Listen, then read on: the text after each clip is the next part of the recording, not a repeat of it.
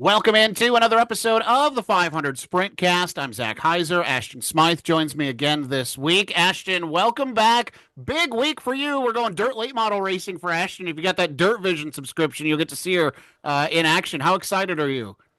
I am very excited heading to Minnesota this week for the Dairyland Showdown. $75,000 on the line for Saturday night's show. So super excited to go dirt racing, but man, am I excited to talk about some pavement open wheel racing. That's right. Welcome into the 500 Sprintcast presented by Redline Ace. Great interviews coming up for you tonight. We'll chat with Jackson Macenko and Isaac Johnson. But first, a couple of things from the headlines. Always love it when I see businesses getting involved in auto racing. The 500 Sprint Car Tour is proud to announce a partnership with TTI Machine, a leader in high performance machining and motorsports component manufacturing. They'll be an official partner for this season. It brings together two organizations driven by precision, power, and performance. As the 500 Sprint Car Tour continues its growth as one of the premier pavement sprint car series in the country, TTI Machine support will play a pivotal role in enhancing team performance and driving innovation at every level of competition. Jared Owen, 500 Sprint Car Tour Series Director, said, quote, "We're excited to welcome TTI Machine to the 500 Sprint Car Tour family. They're known for their commitment to quality and excellence in motorsports, and their involvement will further elevate the caliber of racing our fans have come to expect." Gotta love it, Ashton. When we get some new businesses involved in motorsports, I think everybody wins in that situation. Especially being with the local business in Anderson, like the community aspect of the Little 500 is one that should not be overlooked. And to get a community sponsor on board as the title sponsor, it's just going to make this event even better. Yep, TTI Machine is going to sponsor the Rookie of the Year for this season. And then, of course, last show we told you about the new entitlement sponsor for the Little 500. Those details available at 500sprintcartour.com. All right, Ashton, since our last show, the big classic race took place. Of course, the Glen Nibel Classic at Anderson. And Dakota Armstrong only had to pass one car to get the win, but man, was he just about untouchable. What about Dakota's performance at Anderson? Yeah, I feel like it was almost a redemption for Dakota after what happened last year. Obviously, Dakota parked it in victory lane, did not pass post-race technical inspection, and that really set him back for his 2024 season. So now, going into 2025, he crossed all of his T's, dotted all of his I's, and ended up in victory lane.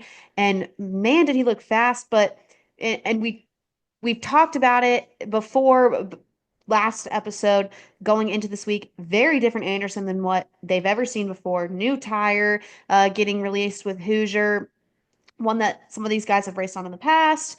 And Dakota looked so strong, but he also struggled hard with his car, as did a lot of the other drivers, just because that was not anything like we've seen Anderson Speedway run before. Yeah, and they mentioned too, and we'll talk with Jackson Macenko about this. The rain came the week before, washed the event away. It rained throughout the week prior to this one. It rained like an hour before qualifying for this race. So that track was about as green as you could get it.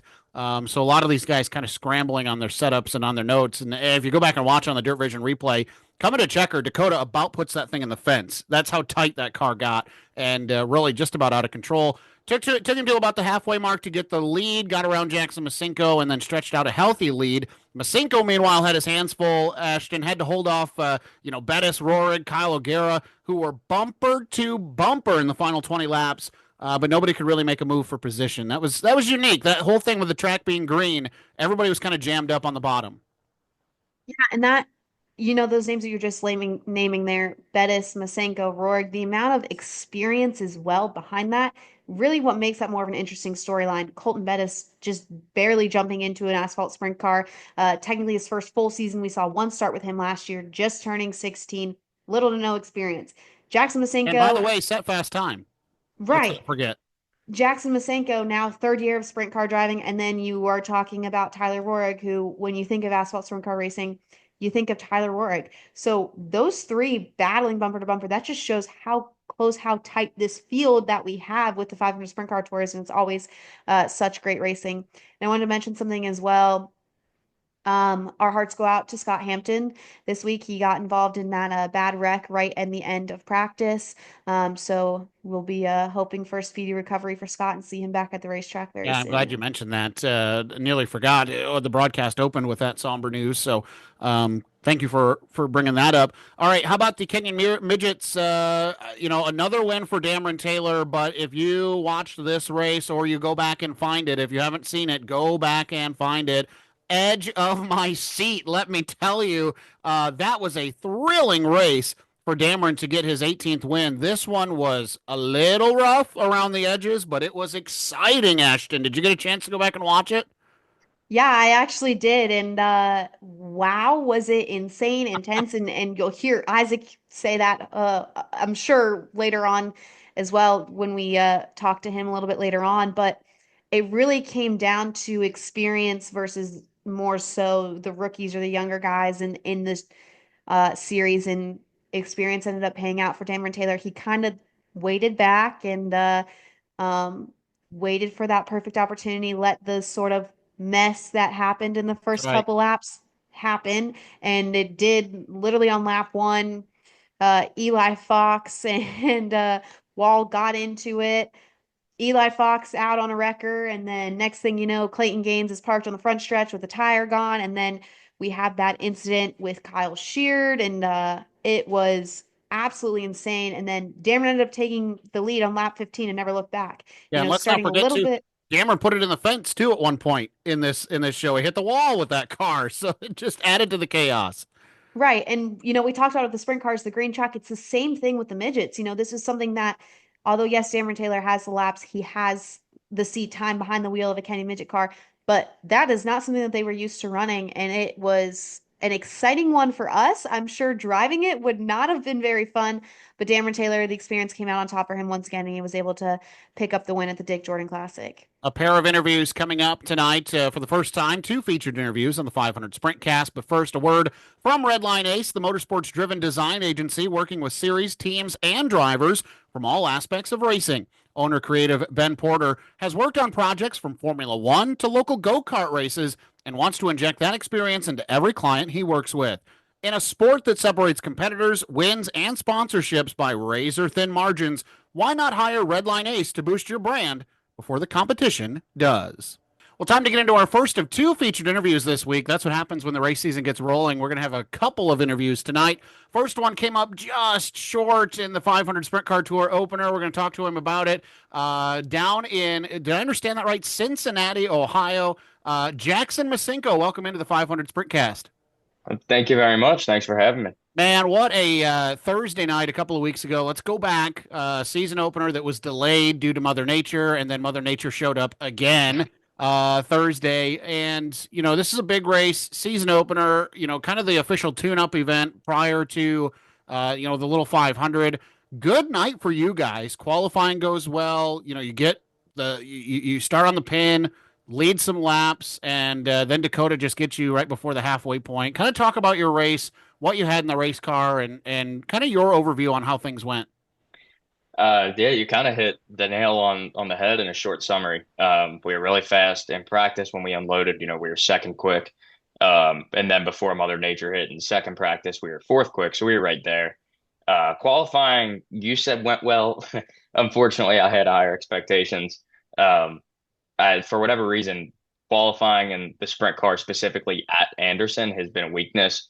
For myself, I don't know exactly what it is. Like we seem to qualify well. We qualified well at Salem last year. We've qualified well at Berlin and at Toledo, which are tracks that we've really struggled at in race time.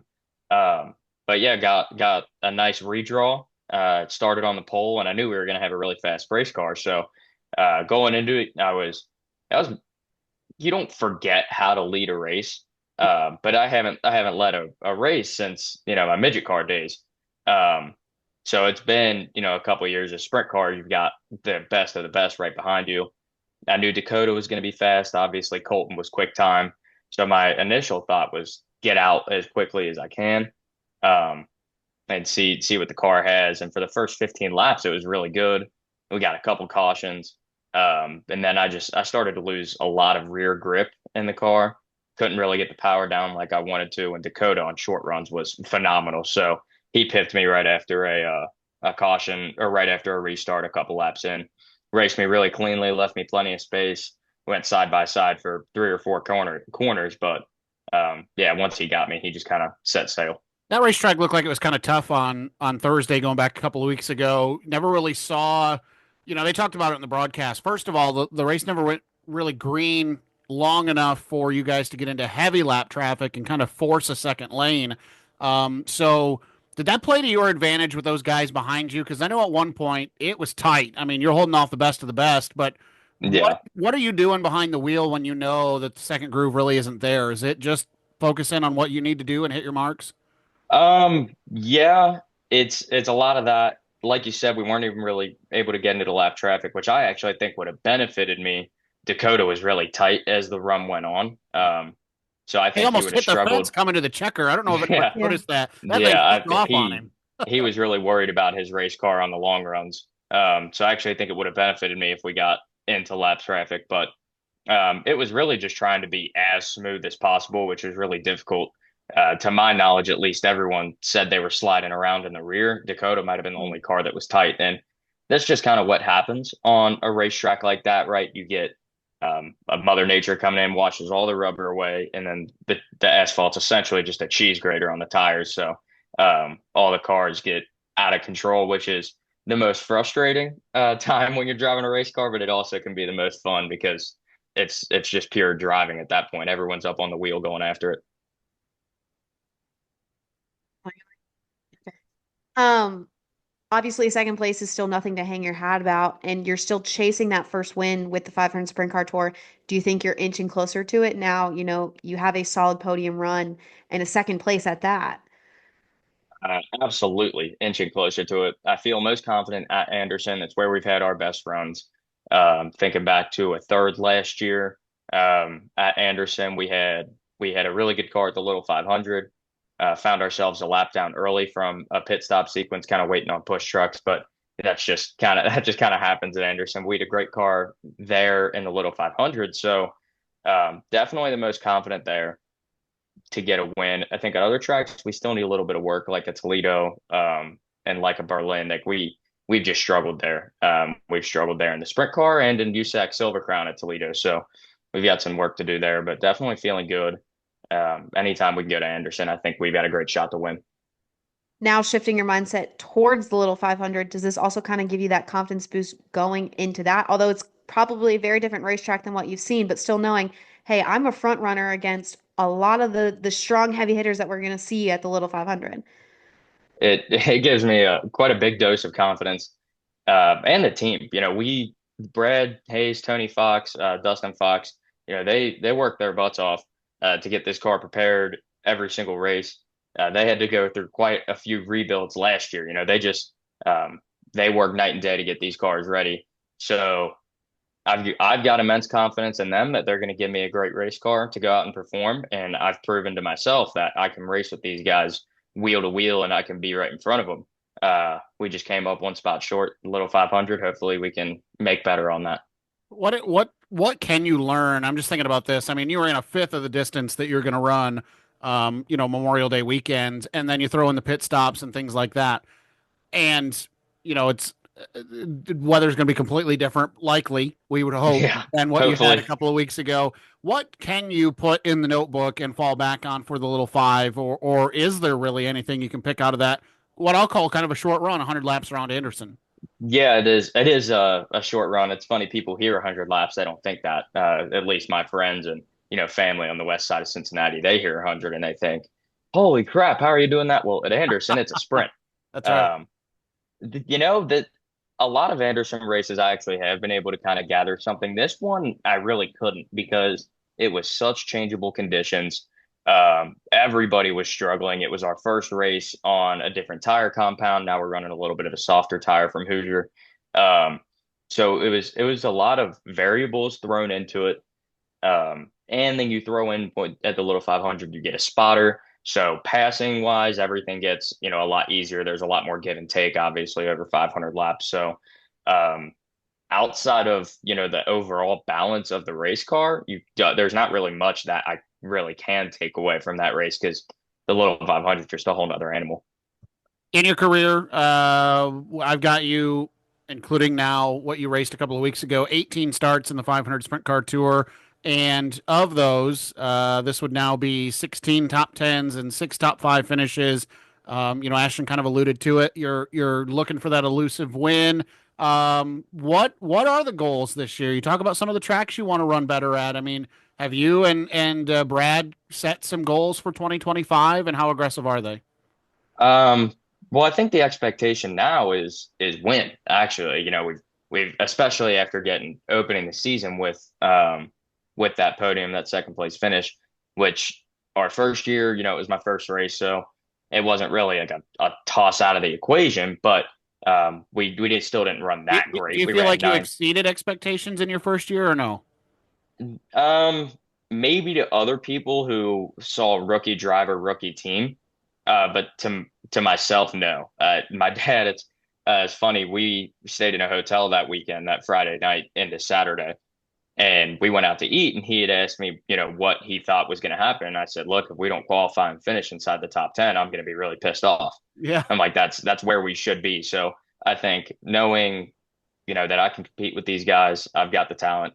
And Brad and Tony are going to put together a car that can go out there and compete with them too. I think our rookie year was, kind of about what I expected. Anderson was our best track as I expected because that's where we'd logged the most laps, and it still is our best track because we get to practice there a lot, get to race there more than any other track. Um, so I think my rookie year was about kind of what I had expected. Moving backwards from your rookie year, I wanted to talk about your midget days because you ran with the Kenyon Midget series for a while and you mentioned it earlier. Talk us through what that was like and the transition from a midget car to a sprint car because obviously it came very naturally with you with Brad Hayes, but talk about that transition and what your midget days were like. Yeah, the beginning of midget days was awesome. Unfortunately, my dad and I originally started in go-karts. We took care of the go-karts, but we didn't know anything. We still don't know anything. I just hop in and drive. Um, and so when we got into midget cars, it was a bigger car. We can't have that at at my mom and dad's house in their garage. So Mel and Don Kenyon took care of it, and that was a spectacular experience. And they're just a wealth of knowledge. Anytime you get to be around those guys, the stories that they can tell through all of the experiences that they both had, racing all over the country, they're just a wealth of knowledge. So it was great to learn under them. Brad Hayes had originally been kind of doing road course stuff. He was venturing into the midget car series. That's when I met him. He did one full season in the midgets with Ayrton Hauk, and they always ran great. And Ayrton's a tremendous driver. So they won the championship, and I was like, all right, like I get along really well with these guys. This is who I want to run with. So I moved my car over to Brad, um, and he started taking care of it, and we had great success there. Just came up short on a championship where I think three of the last four races, we were in two crashes. Two of them weren't my fault. One certainly was, and that's the one I look back on and get upset about. Um, so we were pretty good there, but at that point, I'd been in the midgets for about 4 years, and I had told my dad, I was like, look, I want to move up. Um, so Brad and I were kind of working with Jared to try and find some way to get a test in a sprint car, or just run a sprint car.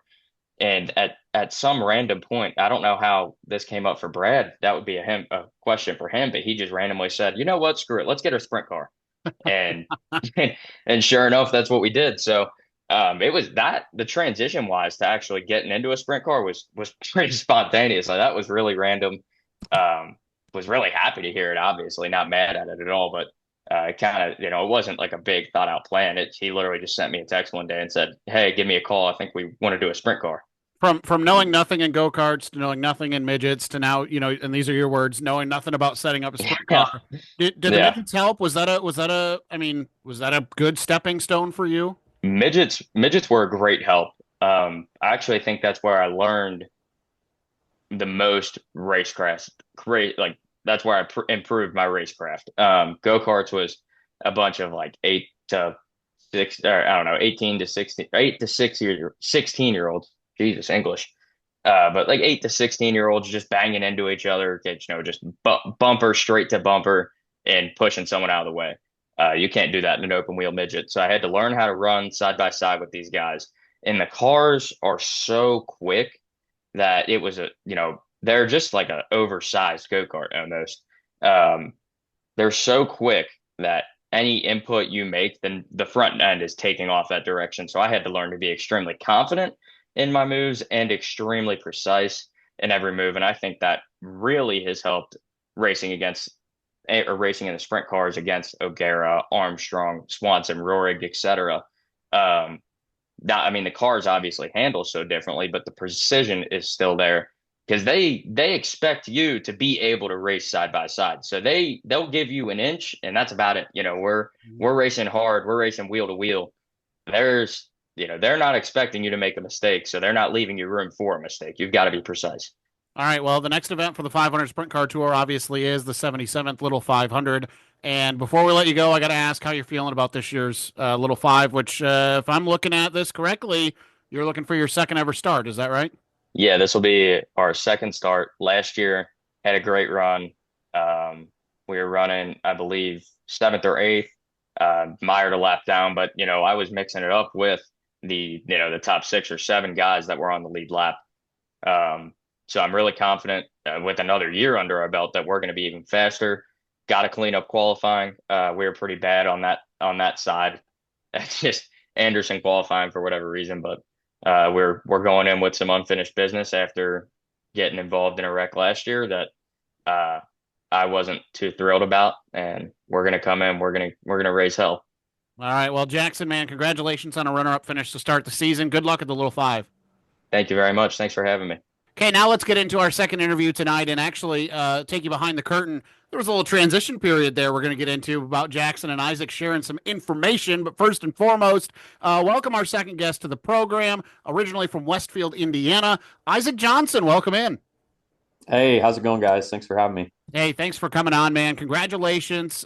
Picking up the win with the Kenyon Midget Series. I think people were starting to worry if they were going to have to rename that series to be called the Dameron Midget Series because it was getting a little out of control there.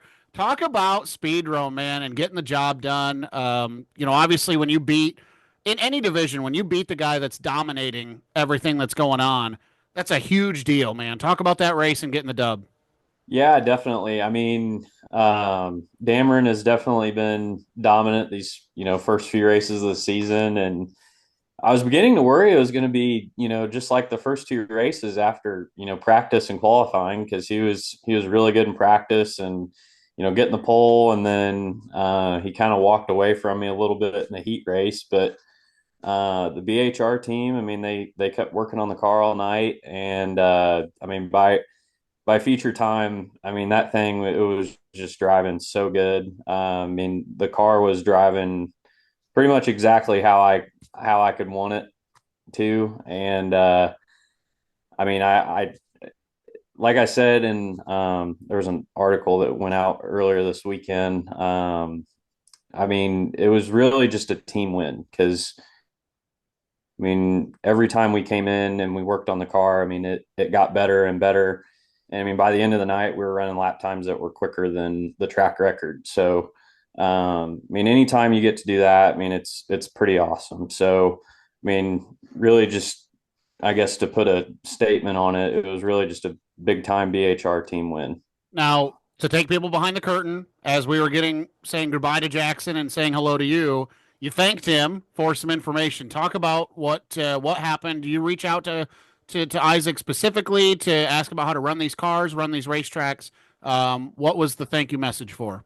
Yeah. So, I mean, with, Jackson being a fellow, Brad Hayes racing driver, I, was getting ready to strap into the car and I asked Tony and Dustin, a couple of the crew chiefs and, whatnot on the BHR cars. I was like, hey, do you remember what Jackson was doing whenever y'all came here? Because I knew he was, really good at the Speedrome whenever he was running the Kenyon Midget Series. And as I was literally putting my belts down, I'm on the phone with Jackson, asking him, what kind of apexes he was doing and just kind of getting an idea, because I mean, I'm always one that I do my homework before I go to the track and everything. But I mean, that it's always nice hearing, information from somebody that's been there, done that. Right. So, I was literally getting my belts down on the phone with him, asking him questions and everything. And he was, How much of what he gave you did you apply?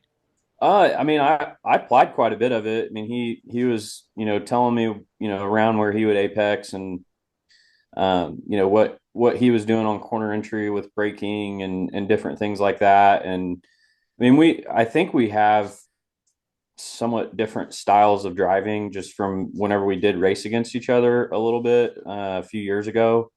So I kind of just took what, you know, he did and, just kind of made it my own way a little bit. But it really, just getting information like that, I mean, never being at that track before, really it just helps you get up to speed faster. And instead of, having a whole practice session where you're just kind of learning the racetrack, I mean, you're just learning the racetrack for a couple laps and then you're really starting to figure out what you need on the race car. For the feature from fifth and then ended up in victory lane having to pass four guys, and those guys at the front are not easy guys to pass. I mean, we've talked about Darren as well. What do you think kind of clicked for you in the feature? Do you think it was just actually getting into the racing of it that helped towards your win, or do you think you just got more comfortable with the track, the car? What was it? I think it really just goes back to what we were doing on the race car. I mean, I felt like we were pretty good after practice and qualifying, and as we got into the heat race, we got it pretty close, but we still didn't really have anything for the eight. And he was the class of the field, going into the feature by far. And we went back and we freed the car up just a little bit, and made some changes to the front end. And really once we did that, I mean, the car just started driving exactly how I needed it to. And I mean, I always feel like I race better than what I qualify, and running heat races as well. So I would say it's a little bit of both whenever it comes to that. Win a third place finish and a fourth place finish in your overall 2025 season. Still have a lot of racing left, but what are those expectations for this season, or what are your goals? Are you chasing a championship? Yeah, I mean, I would say at this point, I mean, the goal is to, win the championship. I don't really have any ARCA racing or anything like that currently on the schedule, and or NASCAR truck racing. That would really be the only thing at this point that would pull me away from running the Kenyon Midget Series. I mean, so at this point, it's really just about continuing to try and cut points down on that points lead that Dameron currently has, and just keep building on what we've had really these last few weeks. I mean, I feel like we've really had a car at this point good enough to win any of the first three races. Sportsdrome, I kind of gave that one away. And I mean, truthfully, just from not being in these cars for a long time, I mean, they're really not the easiest cars to drive. And I was just making mistake after mistake at Sportsdrome. And then we went to Anderson, and it seemed like we are just, getting the worst luck ever, just the entire night. I mean, starting with the heat race, we got wrecked on the first lap of the heat race and had to come from the back there. And then I got wrecked twice in the feature and had to come back, from the tail twice there to just get to fourth. So, I mean, really, like, I think if a couple of different things go our way, we could have been looking at, at least a much smaller, points deficit than what we're currently in. But I mean, going to my original home track, Paragon, next weekend, or not next weekend, but for the next race, because I'm originally from Martinsville. It's like right down the road. I'm excited to go there. And then I really like what we're doing with the flatter tracks and the setups that we have for Sportsdrome, Speedrome, and Salem on the quarter mile and everything. So I mean, I don't see any reason why we can't win the championship this year. All right. If you look at your profile on the third turn, which is a resource I love to use, and this doesn't include everything that you've ever driven, it's kind of fun to go through what you've driven over the last couple of years. Couple of starts in the Kenyon Midgets in 21 and 22. Then there's a hiatus where folks, fans of this program and of this style of racing will say you jumped over to the dark side, going stock car racing and some dirt late model stuff in there as well. Man, talk about what you've been doing over these last couple of seasons, just kind of spreading out that discipline. Yeah. So I mean, for me, the dream has always been to become a full-time NASCAR driver. And from 21, 22, I mean, the Kenyon Midgets really was a great foundation for me coming out of, starting to come out of go-karts and starting to build to, more of a full body stock car. I got a couple opportunities in a dirt late model with Brayton Laster, who's a current ARCA driver right now. And then from what we were doing with the Kenyon stuff, the dirt late model stuff, and my karting background and things like that, that led to an opportunity with Costner Weaver Motorsports in 2023, where we got to run a couple of pro late model races, and then that led to my first ARCA race at IRP, and then from there, when we ran pretty well at IRP, for the first ARCA start, I think I finished 12th, with, pretty, okay equipment. I mean, we knew going into it that we're, You're not not the beating Venturini Motorsports and yeah, yeah. I mean, we're not a cup team basically, but, so, anytime you can go and, just hang with them the whole night. I mean, it was pretty solid. And then, got the call from Van Alst Motorsports, and put some sponsorship together to run some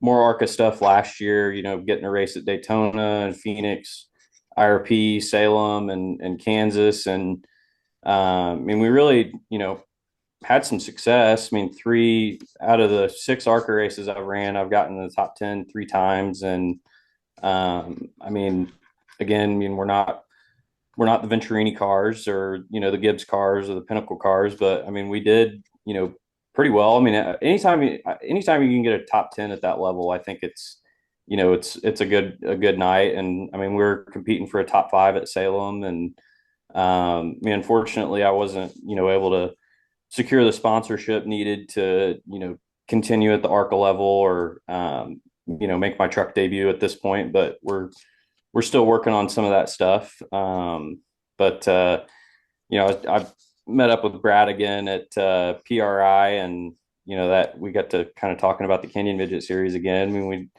we never really quit talking about it, because I love driving the Kenyon cars. They're just fun. I mean, like, I mean, don't get me wrong. Like, I love my stock car racing, and that's ultimately what I want to do for my career. But just getting in the Kenyon car, it's just an absolute blast. So well, and so the reason I wanted to touch on that is, you talked to Dameron, or we talked to Dameron last show, and the natural progression from Kenyon is 500, Silver Crown, Indy, right? Road to yeah. Indy, and things like that. Does any of that play into what you want to do, or is stock car racing, is that what you're set on? So I mean, I'm not. I would say that stock car racing is, I guess, the end all be all of like what I would like to do if I could choose. Sure. But I mean, if I got an opportunity at the end of this year to, go race in the 500 Sprint Car Tour, I'm not going to turn that down. Or if somebody wanted me to come run a dirt sprint car, I wouldn't turn that down either. I mean, truthfully, if it has 4 wheels and a steering wheel, Attaboy. I want to race. I want to go compete. I want to win. I just like, I know for me, like, I just want to be in equipment that's capable of running in the top 5, top 10, and whatever it is, and then let me figure it out, and I think I can take it to the front. You mentioned earlier about, Brad Hayes Racing being a team in a community. What is that like, being a part of that community? More so saying, even having Jackson to call as you're sitting in the car, Tony, Dustin, they're always have a smile on their face when they're at the racetrack. And of course, Brad, what's that sort of been like, being a part of that community with that team?